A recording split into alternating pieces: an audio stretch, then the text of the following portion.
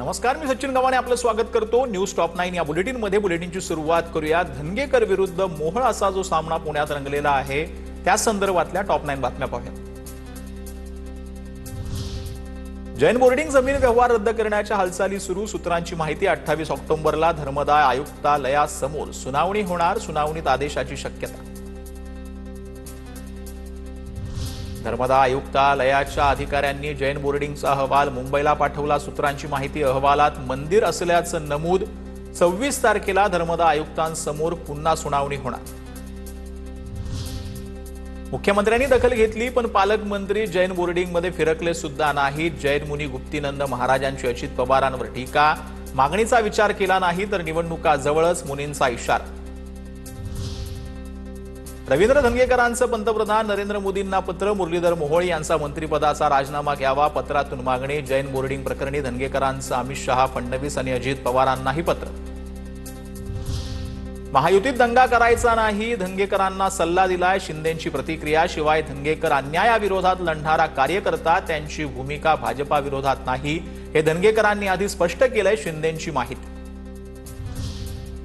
सोमवारपर्यंत जमिनीचे सर्व कागदपत्र कायदेशीररित्या जैन समूहाकडे सुपूर्द न केल्यास मंगळवारी बॉम्ब पडणार, धनगेकरांचा मोहोळ यांना थेट इशारा। जैन बांधवांनी मुरलीधर मोहोळ यांना हकलल्याचाही आरोप। जैन बोर्डिंग ट्रस्टच्या जमिनीचा व्यवहार रद्द होईपर्यंत आंदोलन करणार, उद्यापासून जमिनीचा व्यवहार रद्द होईपर्यंत रवींद्र धनगेकर बेमुदत धरणं आंदोलनाच्या पवित्र्यात। मुरलीधर मोहोळांचा राजीनामा घेतला पाहिजे, मोहोळांनी कारनामे केलेत, त्यांना पदावर राहण्याचा अधिकार नाही, विजय वडेट्टीवारांची टीका। नाशिकमध्ये उद्या जैन समाजाकडून मोर्चा काढला जाणार, पुण्यातील जैन बोर्डिंग प्रकरणी नाशिकमध्ये जैन समाज आक्रमक, विरोधी पक्षांकडूनही जैन समाजाच्या मोर्चाला पाठिंबा मिळण्याची शक्यता। तर फलटणमधील डॉक्टर आत्महत्या प्रकरणात नवनवे खुलासे होत आहेत। या संदर्भातला एक जो आरोपी आहे अटक करण्यात आलेला आहे, त्याला देखील 5 दिवसांची पोलीस कोठडी झाली आहे। त्या संदर्भातल्या टॉप 9 बातम्या पाहूया। प्रत्यक्ष अप्रत्यक्ष संबंध असल्याचा पुरावा असल्यास अधिकाऱ्यांवर कारवाई होणार, फलटण महिला डॉक्टर आत्महत्येप्रकरणी अधिकाऱ्यांवर हलगर्जीपणाच्या आरोपांनंतर मुख्यमंत्र्यांचा इशारा। महिला डॉक्टरच्या आत्महत्येशी निंबाळकरांचा काही संबंध नाही, फलटण दौऱ्यात मुख्यमंत्री देवेंद्र फडणवीसांनी आरोप फेटाळले, प्रत्येक गोष्टीत राजकीय भूमिका सहन करणार नसल्याचाही इशारा। महिला डॉक्टर आत्महत्या प्रकरण आरोपी पीएसआय गोपाल बदने फलटण ग्रामीण पोलीस ठाण्यात स्वतःहून हजर। पीएसआय गोपाल बदनेनं डॉक्टर महिलेवर लैंगिक अत्याचार केल्याचा आरोप। महिला आयोगाच्या अध्यक्षा रुपाली चाकणकर उद्या फलटणला जाणार, महिला डॉक्टर आत्महत्या प्रकरणी रुपाली चाकणकर फलटणला जाणार असल्याची माहिती। रुपाली चाकणकर डॉक्टर आत्महत्या प्रकरणाचा संपूर्ण आढावा घेणार। फलटणमधील महिलेची आत्महत्या नसून संस्थानात्मक हत्या, राहुल गांधींचा ट्विट करत गंभीर आरोप। सत्तेमधील लोक आरोपींना वाचवण्यासाठी मदत करत असल्याचाही दावा। फलटणमधील महिला डॉक्टरच्या कुटुंबाशी सुप्रिया सुळेंचा संवाद, खचून जाऊ नका, मी तुमच्या सोबत, सुळेंकडून पीडित कुटुंबाचं सांत्वन, एसआयटीकडे तपास द्यावा, पीडित कुटुंबाची सुळेंकडे मागणी। धनंजय मुंडेंनी पीडित महिला डॉक्टरच्या कुटुंबाची भेट घेतली, एसआयटी मार्फत सखोल चौकशीची कुटुंबाची मागणी। महिला डॉक्टरची आत्महत्या नसून हत्या आहे, सामाजिक कार्यकर्ते विजयसिंह बांगर यांचा मोठा आरोप। माजी खासदार निंबाळकर आणि त्यांच्या पीएची चौकशी व्हावी, बांगर यांची मागणी।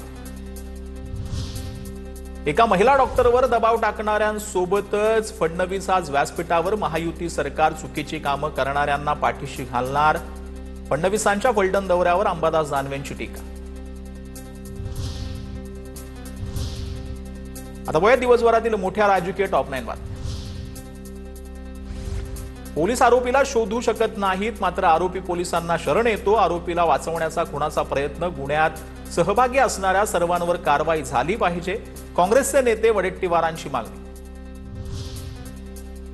पीएसआयला पळून जाण्याची व्यवस्था करण्यात आलेली, पीएसआयला पळून जाण्याआधीच ताब्यात घ्यायला हवं होतं, राज्यातील कायदा सुव्यवस्था ढासळली आहे, जयंत पाटील यांचा आरोप। खासदार प्रणिती शिंदेंकडून फलटणमधील महिला डॉक्टरच्या कुटुंबियांची भेट, बीडमधील यांच्या गावी जाऊन प्रणिती शिंदेंकडून सांत्वन। शिवसेना पक्ष आणि चिन्हासंदर्भात सुनावणीची तारीख जवळ आली की शिंदे दिल्लीला जातात. मालक दिल्लीत असल्यानं शिंदेंना वारंवार जावं लागतं. मोदी आणि अमित शहांसोबत भेटीगाठी वाढतात. शिंदेंच्या दिल्ली दौऱ्यावरून राऊतांची टीका. महापालिका निवडणुकीनंतर शिंदेंचा पक्ष भाजपामध्ये विलीन करावा लागेल. मोदी शहांनी शिंदेंना ताकीद दिल्याचा संजय राऊतांचा मोठा दावा. एकनाथ शिंदेंचा पक्ष भाजपचं अंगवस्त्र, त्यामुळे अंगवस्त्राला जेवढी किंमत द्यायची तेवढीच दिली जाते. संजय राऊतांची शिंदेंच्या शिवसेनेवर भोसरी टीका. एकनाथ शिंदेंचा पक्ष कुणाचे अंगवस्त्र आहे की नाही याची चिंता तुम्ही करू नका. तुमची लाज फक्त तुम्ही राखा. शिरसाटांचं राऊतांना उत्तर. हिंदू हृदय सम्राट बाळासाहेबांची शिवसेना नरेंद्र मोदींच्या आणि अमित शहांच्या 100 पिढ्या उतरल्या तरी चोरता येणार नाही. बाळासाहेब ठाकरेंचं पुण्य चोरता येणार नाही. सत्य समोर ठेवून न्याय करावा लागेल. संजय राऊतांची शिवसेनेच्या पक्ष आणि चिन्हाच्या लढाईवरून टीका. शहीद भगतसिंह यांनी भारतासाठी इंग्रजांचा अन्याय सहन केला. ज्यांनी बलिदान दिलं त्यांची तुलना हमास सारख्या आतंकवादी संघटनेशी केली गेली असं चित्रा वाघ यांनी म्हटलं आहे. हा काँग्रेसचा विकृत आणि देशद्रोही असण्याचा पुरावा असल्याची टीका त्यांनी केली. आता वय दिवसभरातील राजकीय टॉप 9 महाराष्ट्रात मतदार यादीची छाननी आता पालिका निवडणुकांनंतरच. पुढील आठवड्यात देशव्यापी SRIची घोषणा. निवडणूक आयोगाकडून बिहारनंतर आता देशभरात छाननीची तयारी. मनसेच्या शाखा प्रमुख विभागप्रमुखांना 1 नोव्हेंबर आधी मतदार याद्यांची पडताळणी करून अहवाल देण्याचा राज ठाकरेंच्या सूचना. सर्वपक्षीय मोर्चा आधी मतदार याद्यांचा अहवाल देण्याच्या सूचना. सूत्रांची माहिती. ठाकरेंच्या शिवसेनेचा उद्या मुंबईत निर्धार मेळावा. आदित्य ठाकरे मतदार याद्यांमधील घोळासंदर्भात बोलणार. राहुल गांधींप्रमाणे मतदार यादीतील घोळाचं सादरीकरण करणार. सर्व विरोधी पक्षांचा 1 नोव्हेंबरला मुंबईत निवडणूक आयोगाविरोधात मोर्चा. मोर्चाला फॅशन स्ट्रीट पासून सुरुवात होईल. मेट्रोच्या मार्गे मोर्चा मुंबई महानगरपालिकेसमोर पोहोचणार. राऊतांची माहिती.